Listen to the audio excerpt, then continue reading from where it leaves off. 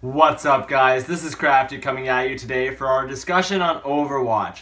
Is it overhyped or a classic in the making? Well, get comfortable because this is where you're going to find out. Now, with Overwatch, we've seen a lot of positive feedback from big studios and consumers alike on the internet with 9s and 10s out of 10s and 5 stars across the board from both. Now, do we think that this is really deserved? We don't, and this is why we actually think it's overhyped. And we're going to get into it here. So, for one, a lot of the flaws of Overwatch were pretty much pardoned with it. Even though it was shipped at full price with microtransactions to boot, people just kind of gave it a free pass.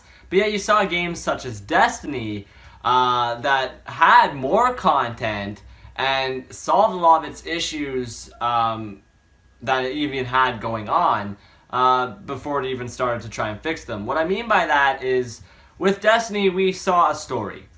Overwatch, we didn't have a story. People hated on it for the lack of story. People pardoned Overwatch even though it didn't have one to begin with.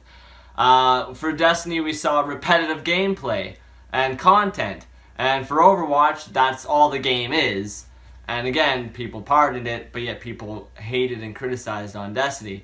And this was horribly unprofessional from big studios. Is it kind of expected from consumers? Absolutely. Or else, if we were just to go by consumers, studios like us wouldn't exist because we're here to give you a professional opinion, not just what everybody else is saying.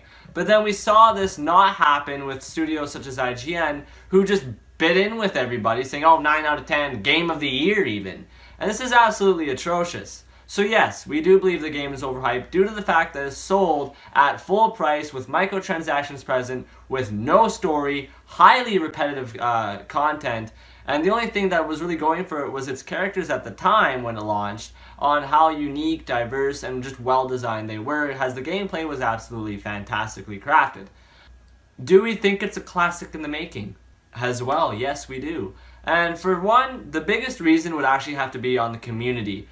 Before Overwatch even launched, we saw massive amounts of hype and community support for this title, and it was honestly kind of a phenomenon as we saw the support continue to grow after the game launched.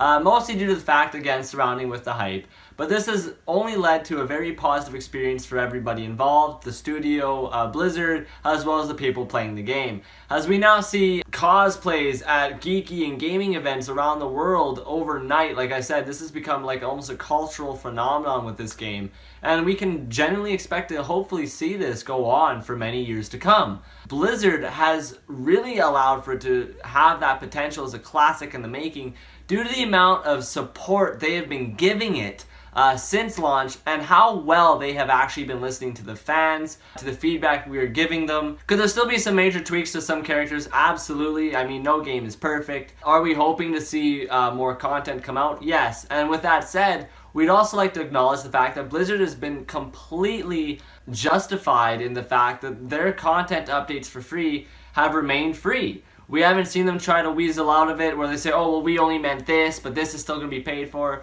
Everything that they brought, whether it's new game modes for their holiday events, new characters, new maps, has all remained free. And we're hoping to see this continue with Overwatch's lifespan, and that Blizzard remains true to this promise, as that's one of the really big things going for it as of yet. With all that said as well, we've seen all these new game modes genuinely stay. We've seen a massive update on Overwatch where they've kind of modernized their matchmaking system.